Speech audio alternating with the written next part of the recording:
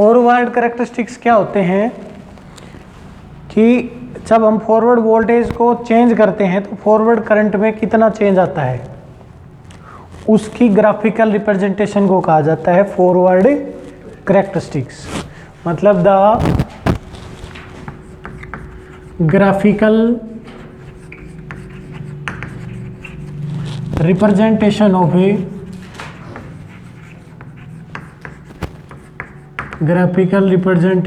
A variation of A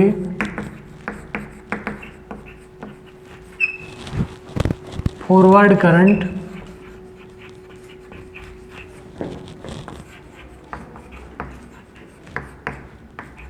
with respect to forward voltage. जो forward voltage है उसके साथ साथ ही जो ग्राफिकल रिप्रेजेंटेशन क्या है, और पोटेंशियल बैरियर के ऊपर, डिप्लीशन विड्थ के ऊपर क्या फ़र्क पड़ता है, ये होते हैं फॉरवर्ड कैरेक्टरिस्टिक्स। मतलब फॉरवर्ड बायसिंग में उसके क्या गुण होते हैं। तो हम लिखते हैं कि when diode is get forward biased, diode is forward biased, then the forward voltage, जो फॉरवर्ड वोल्टेज होती है अपोजिट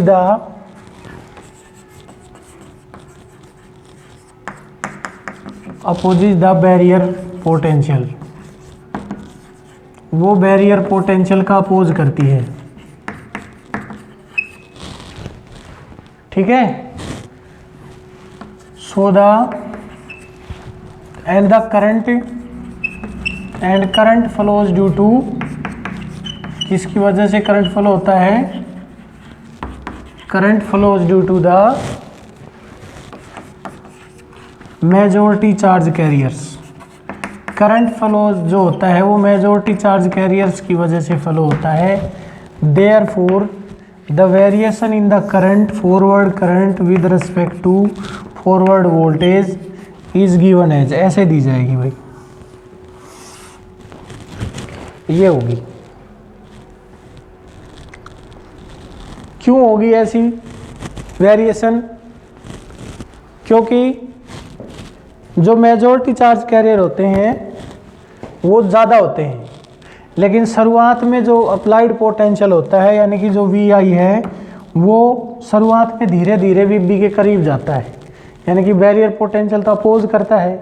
तो इसका मतलब जब तक हम VB को क्रॉस नहीं करेंगे तब तक कोई एक आध चार्ज कैरियर जो है ना वो डिप्लीशन रीजन को क्रॉस करेगा। लेकिन जैसे हमारा अप्लाइड पोटेंशियल बैरियर पोटेंशियल को क्रॉस कर जाएगा, क्योंकि फॉरवर्ड बायसिंग ऐसी, ये है फॉरवर्ड बायसिंग, ये P रीजन था, इधर था नेगेटिव चार्ज डिप्लीशन रीजन के, और ये है N रीजन में पॉजिटिव चार्ज, और ये लगा दी हमने फॉरवर्ड वोल्टेज। तो शुरुआत में क्या होता है कि अप्लाइड वोल्टेज तो इधर से इधर है पॉजिटिव टू नेगेटिव, और इधर है बैरियर पोटेंशियल है नेगेटिव टू। तो शुरुआत में क्या होता है कि बैरियर पोटेंशियल अपोज करता है किसका, अप्लाइड वोल्टेज का, लेकिन कुछ एक चार्ज कैरियर जो है वो इसको क्रॉस कर देते हैं, इसलिए करंट समाल होता है। लेकिन जैसे हमारा बैरियर पोटेंशियल यानी कि VI ग्रेटर देन VB होता है, वैसे ही जो है ना चार्ज कैरियर ज़्यादा फ्लो होने शुरू हो जाते हैं।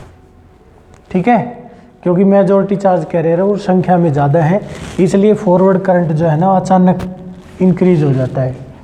तो जिस वोल्टेज के ऊपर ये फॉरवर्ड करंट अचानक इंक्रीज होता है, ज़्यादा बढ़ जाता है, उसको कहा जाता है नी वोल्टेज। इस वोल्टेज को क्या कहा जाता है, इसको नी वोल्टेज कहा जाता है। इसमें एकदम चेंज आ जाता है ऐसे।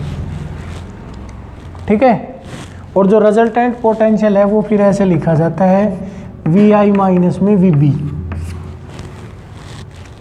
VI minus VB। ठीक है, और क्योंकि अप्लाइड पोटेंशियल बैरियर पोटेंशियल का अपोज करता है, ठीक है, इसलिए वो उसकी स्ट्रेंथ को घटा देता है, और डिप्लीशन विड्थ रीजन की जो है ना विड्थ भी है ना थोड़ी सी कम हो जाती है। यानी कि अब ये जो रेंज है डिप्लीशन रीजन की वो यहाँ आ जाती है। डिस्प्लेस होके डिप्लीशन रीजन की विड्थ भी घट जाती है और बैरियर पोटेंशियल की हाइट भी कम हो जाती है। मतलब पहले बैरियर पोटेंशियल, जैसे पोटेंशियल में ऐसे दिखाया जाता है कि इधर पॉजिटिव डिस्टेंस के साथ ये पॉजिटिव पोटेंशियल, ये नेगेटिव पोटेंशियल। तो बैरियर पोटेंशियल ऐसे दिया होगा, हमने ऐसे दिया होगा, ठीक है, समझ में आया। पॉजिटिव के साथ साथ कि भाई यहाँ इस डिस्टेंस पे जाके नहीं, ये मैक्सिमम होगा, इससे ज़्यादा नहीं होगा, और इधर इतनी डिस्टेंस पे जाके ये हो गया। तो अगर हम फॉरवर्ड बाइसिंग कर देते हैं तो बैरियर पोटेंशियल जो होता है उसकी जो विड्थ होती है, जो हाइट होती है, वो कम हो जाती है। मतलब अब अगर हम ये हाइट देखना चाहें, पहले वाली मान लिया हाइट ये थी, ये, तो दूसरी जो हाइट होगी after applying the forward biasing, ये विड्थ भी कम हो जाती है और ये हाइट भी कम हो जाती है, ऐसे करके, और ये ऐसे हो जाती है। अब पहले वाली विड्थ जो थी बैरियर की डिप्लीशन रीजन की, वो ये विड्थ थी, और नई विड्थ जो है बैरियर डिप्लीशन रीजन की, वो ये आ जाएगी। पहले वाली जो हाइट थी वो ये थी, वी नोट की हाइट, ये वी बी की हाइट। अब नई जो हाइट है वो ये है, ठीक है। या नीचे तक भी लेके आ सकते हैं इसको कि पहले वाले फील्ड की जो हाइट थी ना वो ये थी, और दूसरे वाले की हाइट ये हो जाती है। तो ये हाइट भी कम हो जाती है उसकी, और डिप्लीशन रीजन की विड्थ भी घट जाती है। पहली विड्थ ये थी, ये डिप्लीशन रीजन की विड्थ थी ये, अब अप्लाई करने के बाद ये विड्थ बढ़ जाती है, ठीक है। ये था फॉरवर्ड कैरेक्टरिस्टिक्स। अब क्योंकि करंट फ्लो जो होता है वो होता है मेजॉरिटी चार्ज कैरियर की वजह से, तो जो फॉरवर्ड रेजिस्टेंस होता है RF, उसको लिख सकते हैं change in forward voltage upon change in forward current, del VF by del IF, ठीक है। और जो फॉरवर्ड रेजिस्टेंस होता है वो समाल होता है, ये समाल होता है, कुछ ओम्स में होता है। रिवर्स रेजिस्टेंस ज़्यादा होता है, वो किलो ओम्स में होता है, क्योंकि उसमें करंट जो है मेजॉरिटी चार्ज कैरियर की वजह से फ्लो होते हैं, माइनॉरिटी की वजह से। रिवर्स में, फॉरवर्ड में फ्लो होते हैं मेजॉरिटी की वजह से, और अप्लाइड पोटेंशियल बैरियर पोटेंशियल का अपोज करता है, इसलिए उसकी हाइट और उसकी विड्थ डिक्रीज हो जाती है। और जब तक बैरियर पोटेंशियल की रुकावट रहती तब तक तो चार्ज कैरियर थोड़े फ्लो करते हैं, यानी कि करंट समाल इंक्रीज होता है चेंज इन वोल्टेज के साथ साथ। लेकिन जैसे ही हम उसको क्रॉस कर जाते हैं करंट में एकदम इंक्रीज हो जाता है, इस वोल्टेज को कहा जाता है knee voltage. These are the forward characteristics, ठीक है। किसी भी पॉइंट पे रेजिस्टेंस निकालना है तो चेंज इन वोल्टेज बटे change in current, Ohm's law वाला सिस्टम, ठीक है।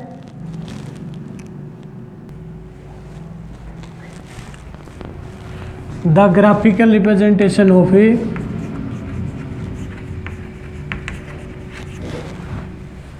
graphical representation of a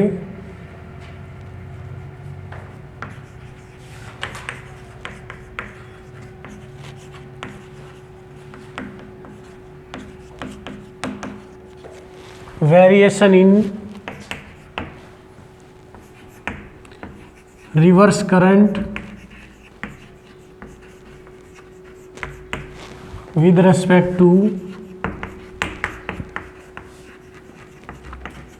reverse voltage, reverse voltage के साथ साथ रिवर्स करंट में जो वेरिएशन होती है उसका ग्राफ, उसको कहा जाता है रिवर्स कैरेक्टरिस्टिक्स, ठीक है।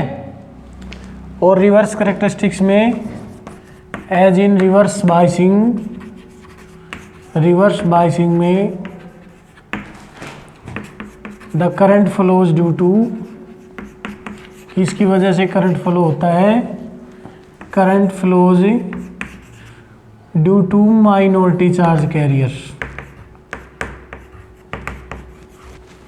Current flows due to minority charge carriers and applied voltage जो होती है applied voltage supports the barrier potential, ये बैरियर पोटेंशियल को सपोर्ट करती है, hence the width of the depletion region also increases, hence the width of depletion region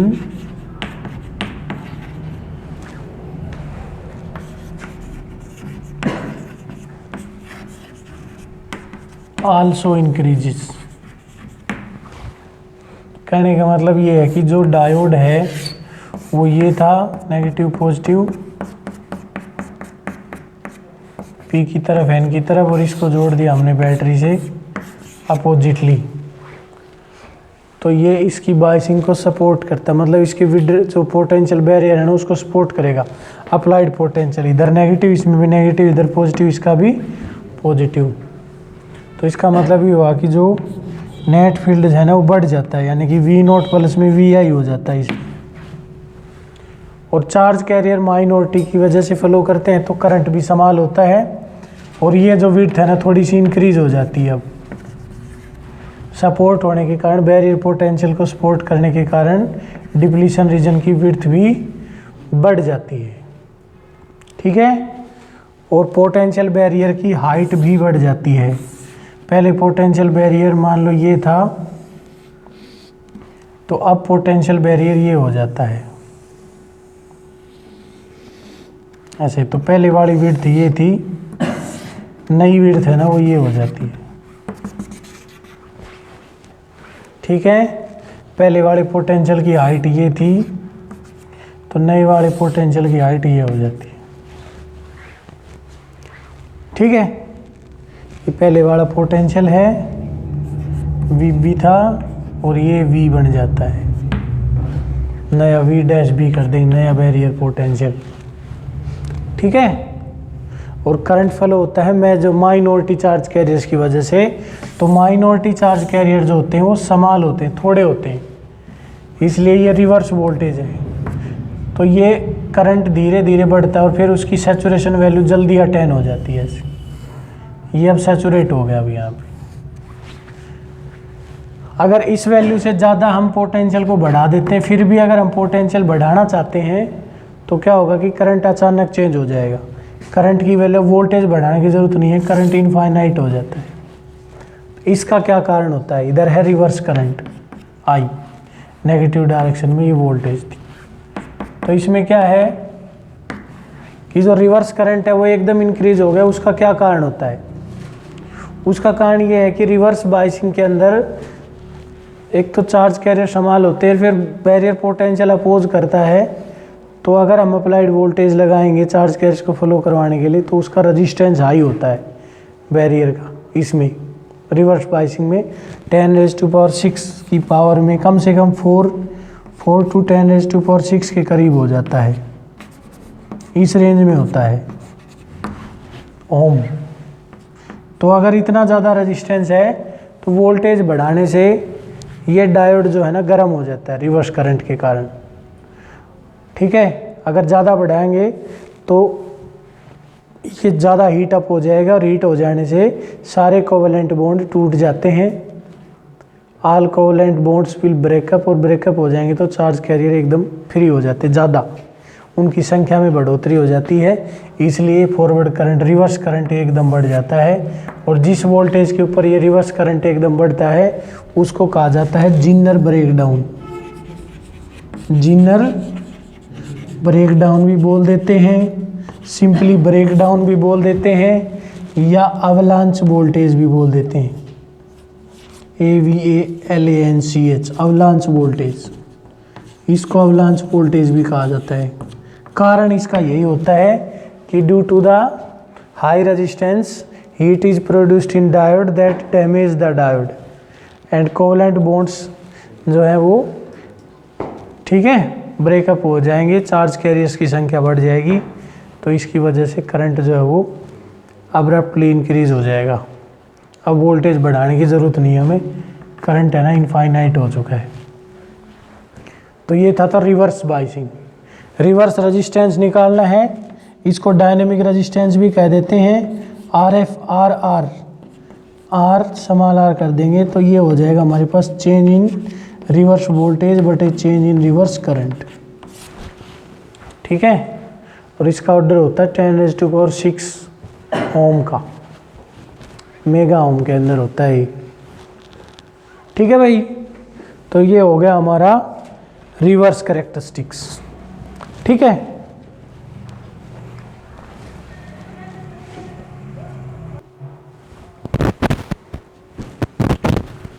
diode as rectifier, पहली application इसकी। Rectifier एक ऐसी डिवाइस होती है जो एसी को डीसी में कन्वर्ट करती है। It is an electronic device which convert AC into DC, यानी कि एसी को किस में कन्वर्ट करती है, डीसी में। कैसे करती है ये बताएंगे। तो ये दो टाइप का होता है डायोड। पहला डायोड होता है हाफ वेव रेक्टिफायर, यानी कि इनपुट एसी की आधी वेव को डीसी में बदले, half wave rectifier. Half wave rectifier कैसे काम करता है ये, तो इसका हम सर्किट बनाते हैं, इलेक्ट्रॉनिक सर्किट। इसका जो प्रिंसिपल होता है वो होता है भाई बायसिंग ऑफ डायोड भी और म्यूचुअल इंडक्शन भी, चाहे हाफ वेव हो चाहे फुल वेव हो। ये म्यूचुअल इंडक्शन पे और बायसिंग पे काम करता है।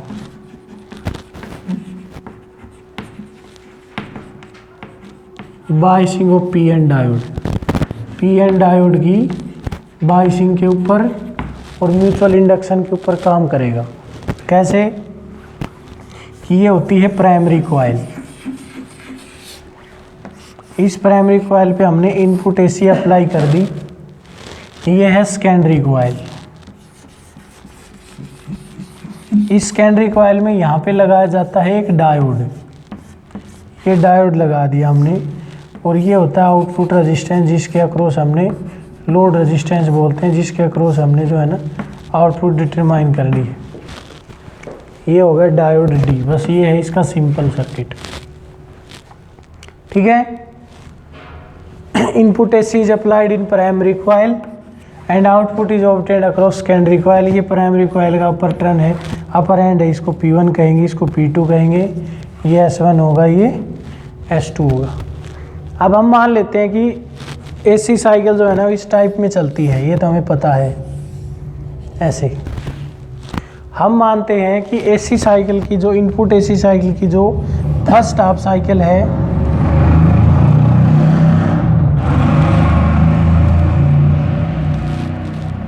ये हवाई जहाज तो बनते रही, इनको समझाने को न रह तो ही धरती पे। तो इसमें क्या है भाई, ये जो फर्स्ट इनपुट साइकिल हम मानते हैं कि पॉजिटिव हाफ साइकिल जब एसी की आती है तो उसमें हमने मान लिया कि जो प्राइमरी कॉइल है ना उसका अपर एंड हो जाता है नेगेटिव और लोअर एंड हो जाता है पॉजिटिव। तो म्यूचुअल इंडक्शन के कारण मतलब इसका जो सेकेंडरी कॉइल का जो अपर एंड होगा वो मान लिया कि वो हो जाएगा पॉजिटिव और ये हो जाएगा नेगेटिव। ठीक है, तो इसका मतलब ये है कि जो डायोड है वो किससे कनेक्ट हो गया, ऊपर वाला जो पी रीजन है वो किससे कनेक्ट है, पॉजिटिव से, और एन रीजन किससे कनेक्ट है। इसका मतलब diode get forward biased, diode हो गया फॉरवर्ड बायस हो गया। फॉरवर्ड बायस हो गया तो इसका मतलब it will conduct current, diode will conduct current, और करंट को कंडक्ट करेगा तो we get output across the output resistance RO, हमें आउटपुट मिलेगी। ठीक है, in next negative half cycle, जो नेक्स्ट नेगेटिव हाफ साइकिल होगी, यानी पहली पॉजिटिव हाफ साइकिल ली थी, अगर इस पॉजिटिव हाफ साइकिल में ये एंड नेगेटिव था तो नेगेटिव हाफ साइकिल में P1 will be positive and P2 will be, ठीक है। So due to the mutual induction S1 will be negative and S2 will be positive. ठीक है, S1 negative हो जाएगा, S2 पॉजिटिव हो जाएगा। इसका ये तरीका भी और ये भी है, इस पॉजिटिव साइन को हम इसके ऊपर पुट कर दें तो इस नेगेटिव साइन को इसके ऊपर पुट कर देंगे, इस पॉजिटिव को इसके नीचे पुट कर देंगे, तो उससे ये हो जाएगा भाई, जब नेगेटिव था P1 एंड तो S1 पॉजिटिव था, ये पॉजिटिव है तो ये, तो इन नेक्स्ट हाफ साइकिल जो है नेगेटिव हाफ साइकिल में diode will get reverse biased and due to the high resistance it does not conduct current, hence we get no output across R, R के across हमें कोई भी output नहीं मिलेगी। इसका मतलब ये हुआ कि ये तो जो पॉजिटिव, ऐसे ये तो ले लेते हैं हम इनपुट एसी की साइकिल्स, और ये लेंगे हम फिर, तो ये जो फर्स्ट पॉजिटिव हाफ साइकिल आई थी इनपुट एसी की, उसमें तो हमें आउटपुट मिल गई, और अगली हाफ साइकिल में हमें आउटपुट नहीं मिली, उससे अगली जो पॉजिटिव हाफ साइकिल होगी उसमें हमें आउटपुट मिल जाएगी, और उससे अगली में नहीं मिलेगी, उससे अगली में फिर मिल जाएगी। तो इस प्रकार we get a output only for half cycle, that why it is called half wave rectifier. इसलिए इसको क्या कहा जाता है, हाफ वेव रेक्टिफायर कहा जाता है। ठीक है, हाफ वेव को ये रेक्टिफाई करेगा। रही बात की आउटपुट करंट कितना होगा, तो आई नोट अपॉन 2 2 आई नोट अपॉन पाई ये होता है किसका, ये होता है कंप्लीट हाफ साइकिल की एवरेज वैल्यू, कंप्लीट साइकिल की निकाला होगा हमने EMI जो फोर्थ वो यूनिट है उसके अंदर, जो average value of the AC जो है वो कितनी होती है 2 आई नोट अपॉन पाई। ठीक है, तो आपकी एवरेज वैल्यू कितनी हो जाएगी जो आउटपुट की, वो हो जाएगी आई नोट बाई पाई। तो इसी तरह आउटपुट जो ACI है उसकी जो है आउटपुट, वैसे तो ये AC की सिचुएशन है लेकिन एक ही पोलरिटी है, पॉजिटिव ही है, तो इसलिए हम इसको DC कहेंगे। इसमें थोड़ी सी इसकी जो स्ट्रेंथ है उसमें फ्लक्चुएशन हो रही है, इस फ्लक्चुएशन को दूर करने के लिए पाई फिल्टर का यूज़ किया जाता है, यानी कि इसके आगे R से पहले हम कैपेसिटर फिल्टर लगा देते हैं, कैपेसिटर लगा देते हैं, तो जो आउटपुट होगी वो थोड़ी सी कांस्टेंट सी हो जाएगी, लेकिन वो फुल वेव में ज़्यादा काम करती है, हाफ वेव में तो वैसे ही गैप आता है। तो ये जो वेरिएशन आई है आउटपुट AC के अंदर, आउटपुट जो DC मिली है उसमें जो AC वाला थोड़ी सी वेरिएशन है कि करंट की वैल्यू बढ़ रही है और फिर घट रही है, या वोल्टेज की वैल्यू बढ़ रही है फिर घट रही है, तो इस वेरिएशन को कहा जाता है रिपल फैक्टर। क्या कहा जाता है, रिपल फैक्टर, यानी कि percentage of AC in output DC। ठीक है, AC की कितनी परसेंटेज है DC के अंदर, उसको रिपल फैक्टर कहा जाता है, और हाफ वेव का 0.48 के करीब होता है रिपल फैक्टर। ठीक है भाई, नो यूनिट, कोई यूनिट नहीं होती, क्योंकि ये वोल्टेज ही है कि इसमें आउटपुट जो DC आई है उसमें AC की कितनी इनपुट है, कितनी परसेंटेज उसमें AC है, उसको रिपल फैक्टर कहा जाता है। ये हो गया रेक्टिफायर। ठीक है,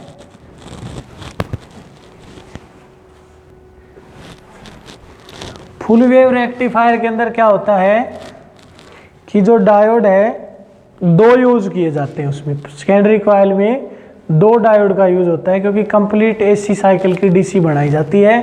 तो प्राइमरी साइकिल तो एज इट इज रहती है, प्राइमरी जो कॉइल है वो तो एज इट इज रहेगी, उसमें तो AC अप्लाई करेंगे, लेकिन जो सेकेंडरी कॉइल है उसकी 1 लिम्ब के अंदर तो यूज़ किया जाएगा एक डायोड, और एक डायोड होगा दूसरी लिम्ब के अंदर, यानी कि दूसरी साइड में, और ये ऐसे करके यहाँ से जो है ना हम इसको किसी तरह कनेक्ट कर देते हैं, ये आउटपुट रेजिस्टेंस हो जाता है R0। इसके अक्रॉस, इन 2 टर्मिनल्स के अक्रॉस हमें आउटपुट मिलती है। ये है डायोड D1 और ये है डायोड D2। तो ये सिंपल है कि suppose in first half cycle of input AC की फर्स्ट हाफ साइकिल में हमने मान लिया कि S1 P1 is negative and P2 is positive. P1 negative है और P2 जो है ना वो पॉजिटिव है। Then due to mutual induction S1 is positive and S2 is negative. So the diode D1 get forward biased, क्योंकि P positive से connect हो गया N नेगेटिव से, and diode D2 get reversed bias. Hence we get the output across the R0 due to diode D1। हमें D1 की वजह से output मिलेगी, समझ में आया? तो ये हो गया हमारा फर्स्ट डायोड की आउटपुट, पॉजिटिव टाइप की ही मिलेगी। ठीक है, अब in next input half cycle P1 is positive and P2 will be negative, so the mutual induction S1 is negative and S2 will be, hence the diode D2 is forward biased and D1 is reverse biased. So we get the output across R0 due to diode D2 because D2 conducts current, forward biasing की वजह से D2 conduct current करेगा और D1 नहीं करेगा, इसलिए we get output across R due to diode। तो हमें फिर अगली हाफ साइकिल में इसकी वजह से, फिर इसकी वजह से, फिर इसकी वजह से, तो इस प्रकार हमें आउटपुट, ये आउटपुट मिलती रहेगी। नीचे पॉजिटिव होगी सारी, तो इसका मतलब डीसी होगी, बस उसमें वेरिएशन है, और जो वेरिएशन होती है वो होता है रिपल फैक्टर। वो क्या होता है? ये रिपल फैक्टर होता है, और ये क्योंकि इसमें वेरिएशन ज़्यादा है तो फुल वेव के लिए 1.21 वाला होता है। ठीक है, इसकी जो एवरेज वैल्यू होती है आई एवरेज की, वो 2I0 अपॉन पाई हो जाएगी, RMS वैल्यू I0/√2 हो जाएगी।